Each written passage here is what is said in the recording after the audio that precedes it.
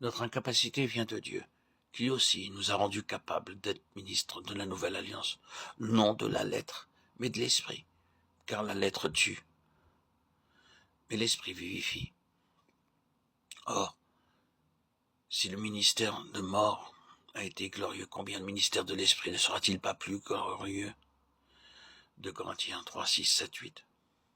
Dans aucune de ses épîtres, Paul n'expose plus clairement ce que doit être le ministère chrétien que dans sa seconde épître aux Corinthiens. Le désir de défendre l'apostolat contre ses détracteurs, l'assurance d'une force divine qui agit dans sa faiblesse, et l'ardent désir de communiquer à d'autres ce qu'il a reçu lui-même.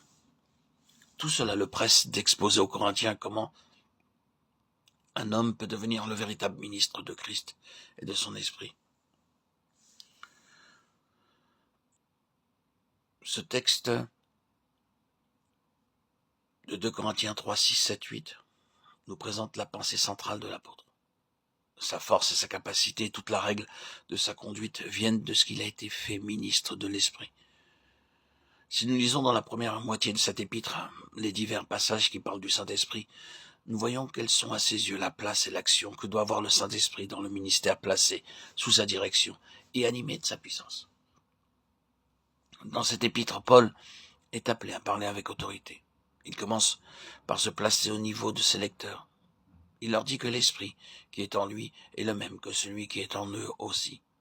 Or, celui qui nous a fait mis avec vous en Christ et qui nous a oints, c'est Dieu qui nous a aussi marqués de son sceau et nous a donné dans nos cœurs les arts de son esprit.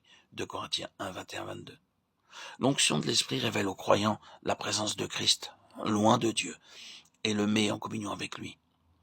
Le sceau de Dieu nous donne l'assurance que nous sommes à lui. Les arts de l'Esprit nous préparent à l'héritage céleste et nous en donnent déjà l'avant-goût. C'est à tout cela que soit Paul, soit les Corinthiens avaient part ensemble. Quoiqu'il eût encore chez eux bien des choses mauvaises et répréhensibles, Paul les considère comme ne faisant qu'un avec lui en Christ, et il les aime comme tels. Celui qui nous a fait mis avec vous en Christ et qui nous a oints, son cœur est plein de cette conviction qui se retrouve tout le long de cet épître. Voyez, 1, 6, 10, 2, 3, que vous faites tout votre choix de la mienne. Pour nous, nous sommes vos serviteurs. La mort agit en nous et la vie en vous. Toutes ces choses sont pour vous. Vous êtes dans nos cœurs pour mourir ensemble et pour vivre ensemble.